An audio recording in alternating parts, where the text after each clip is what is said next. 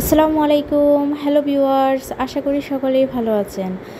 আজকে আমি তৈরি করব জামাই ডালা। এজন্য 2টা মুরগি নিয়েছি। আমি এখানে কক মুরগি নিয়েছি। কেটে ভালো করে ধুয়ে পরিষ্কার করে নিয়েছি। এখন বেঁধে নেব।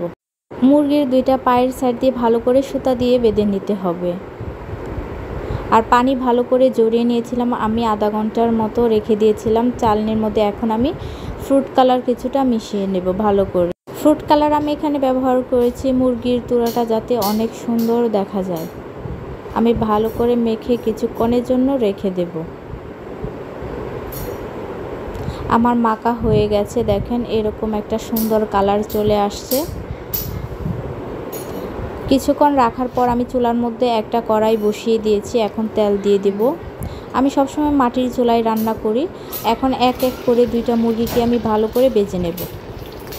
আস্তে আস্তে দিতে হবে, না হলে তেল ছিটে পড়লে সমস্যা হবে।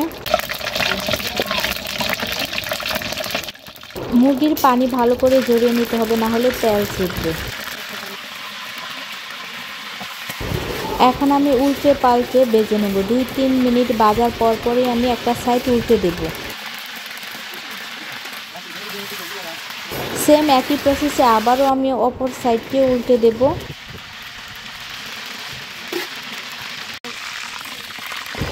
এইভাবে আমি মুরগিটাকে ভালো করে ভেজে নেব চারপাশ। মুরগিটা আমার প্রায় ভাজা হয়ে গেছে, দেখেন কত সুন্দর একটা কালার চলে আসছে। আমার ভাজা একটি মুরগি হয়ে গেছে, দেখেন অনেক সুন্দরভাবে আমি ভেজে নিয়েছি।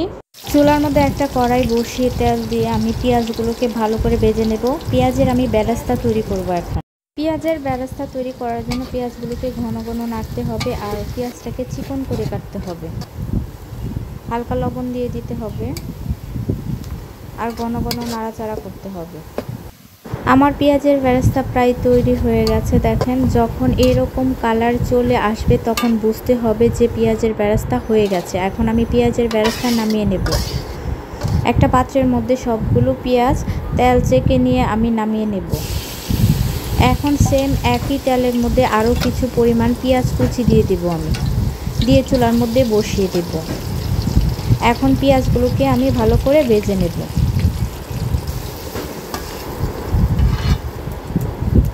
পেঁয়াজগুলো যখন ভাজা হবে দিয়ে দেব আরও কিছুটা পরিমাণ তেল, যেহেতু তেলের পরিমাণ কম ছিল। আর দিয়ে দেব কিছুটা পরিমাণ পেঁয়াজের বেরেস্তা। ভেজে রাখা পেঁয়াজ থেকে আমি কিছুটা পরিমাণ পেঁয়াজ দিয়ে দিয়েছি। এখন আমি অল্প পরিমাণ পানি দেব, না হলে মশলা পুড়ে যাবে।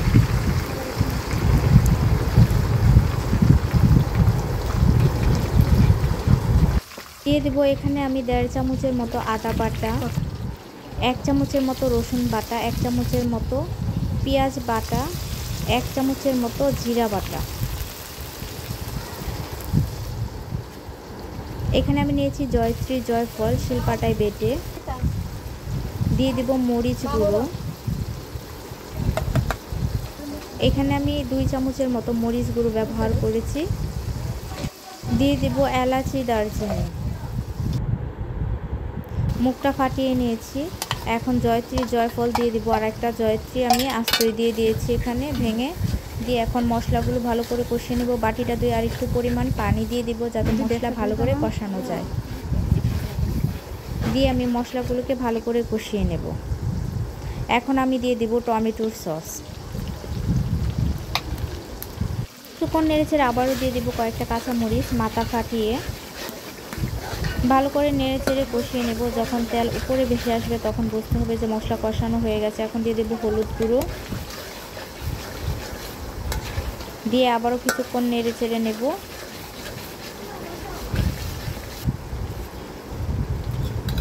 এখন দিয়ে দেব আমি এখানে টক দই প্রায় হাফ কাপের মতো। দিয়ে আবারও কিছুক্ষণ নেড়ে চেড়ে কষিয়ে নেব।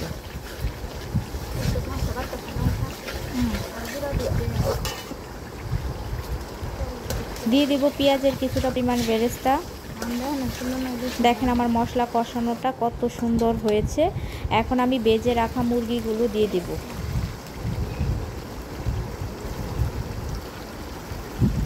আস্তে আস্তে দিতে হবে। দিয়ে ভালো করে উল্টে পাল্টে কষিয়ে নিতে হবে মশলার সাথে সুন্দরভাবে আলতো হাতে। আপনারা এই রান্নাটাকে বলতে পারেন রোস্ট বা মুরগির চূড়া, যে কোনো কিছুই বলা যেতে পারে।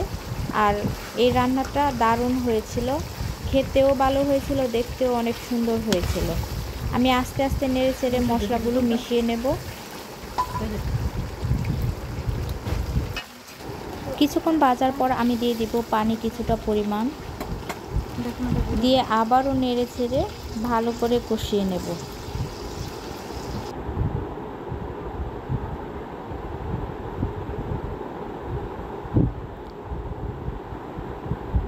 আমি উল্টে পাল্টে ভালো করে কষিয়ে নেব। নিচে যাতে পোড়া লেগে না যায় সেদিকে খেয়াল রাখতে হবে অবশ্যই।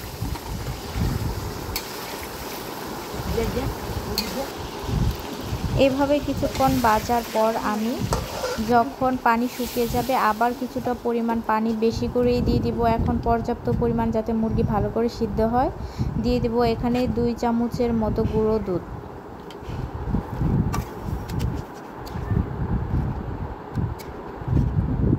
দিয়ে আবারও কিছুক্ষণ নেড়ে চেড়ে ভালো করে মিশিয়ে নেব। এখন একটা ঢাকনা দিয়ে ঢেকে দেব। আবারও ঢাকনা তুলে কিছুক্ষণ পর নেড়ে ছেড়ে দেবো। এভাবে পানি শুকানোর আগ পর্যন্ত আমি অপেক্ষা করব। আবারও কিছুটা পরিমাণ চিনি উপরে ছিটিয়ে দেব 1 চামচের মতো।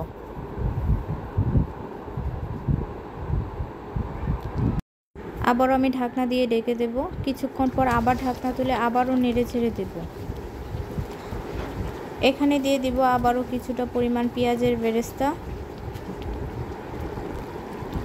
এখানে আমি 1.5 চামচের মতো ঘি ব্যবহার করব।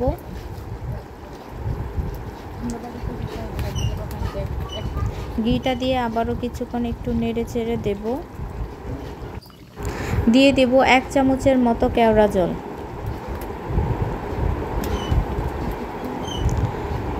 দিয়ে আবারও কিছুক্ষণ নেড়ে চেড়ে দেব।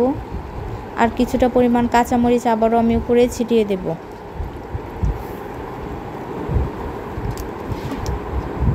এখন কিছুক্ষণের জন্য আমি ঢাকনা দিয়ে ঢেকে দেব। ঢাকনা তুলে আবারও কিছুক্ষণ পর নেড়ে চেড়ে দেব। অবশ্যই খেয়াল রাখতে হবে নিচে যাতে পোড়া লেগে না যায়।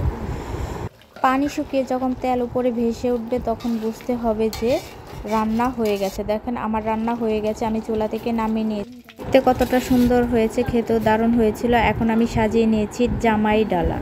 খুব সুন্দরভাবে রান্না করে ফেললাম আমি আস্ত মুরগির রোস্ট। এভাবে আপনারাও বাসায় তৈরি করতে পারেন। আজ এ পর্যন্তই। সকলেই ভালো থাকবেন। আল্লাহ হাফেজ।